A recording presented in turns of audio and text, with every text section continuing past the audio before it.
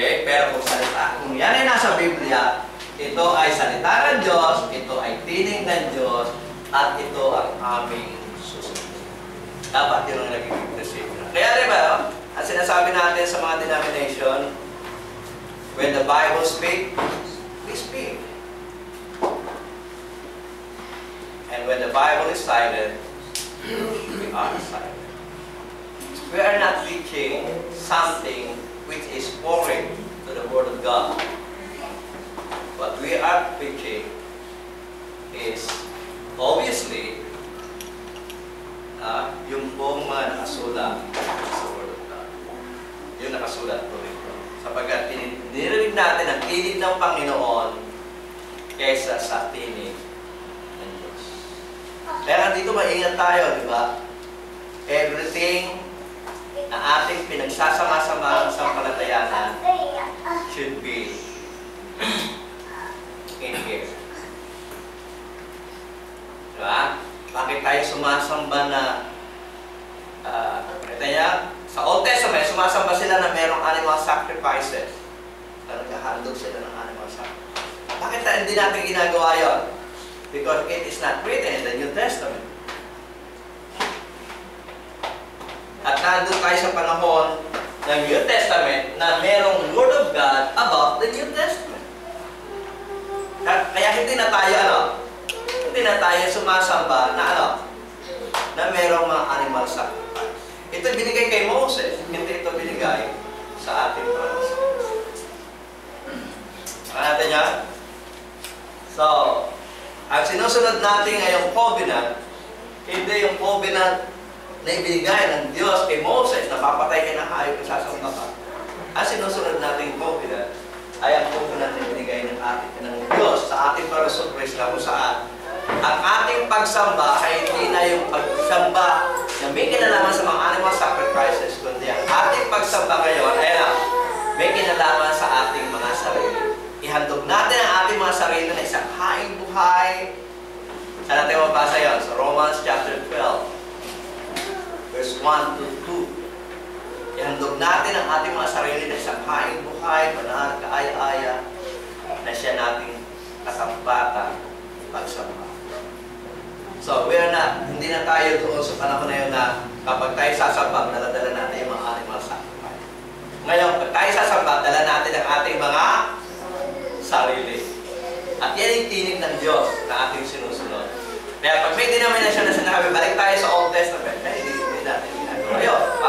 Balik tayo sa mga ceremonial services na ginagawa sa Old Testament, hindi natin sinusunod. Kasi nga, we are now under the New Testament of our Lord. So, nakita niyo, bakit tayo hindi gumagamit ng musical instrument? Anti-musical instrument ba tayo? No. Mismo akong sarili ko, sinasabi ko sa inyo, hindi ako anti-musical instrument. Punta kayo sa bahay ko, maraming musical instrument doon. Hindi ako marunong tumugtog. Meron akong keyboard, meron anak ko may gitara, meron tambol, merong harp. Ay, tayo yung ginagamit ko sa pinagpupok. Tambol na yan. Lyre. Meron kami noon. So, hindi kami anti-musical instrument. Pero sa New Testament, wala pinag-uutos na musical instrument.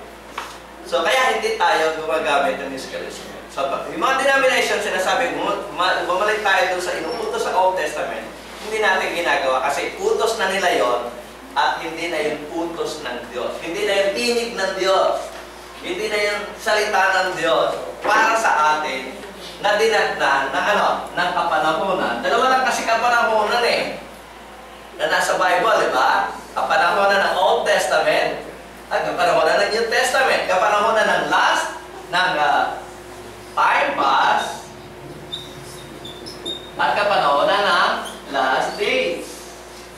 At ito ay sa secular, ito yung BC, ito yung AD. Di ba? At kung testamental period, ito yung Old, at ito ito yung new. Natin yan? So, dito tayo. Kaya lahat ng mga ginagawa natin sa panahong ito, may kinalaman kung ano ang provision ng Diyos sa New Testament. At kung ating susundin yon, susundin natin ang tinig ng Diyos kesa sa tinig ng tao, tuturo sila ng iba, tulad rin ni Rahab.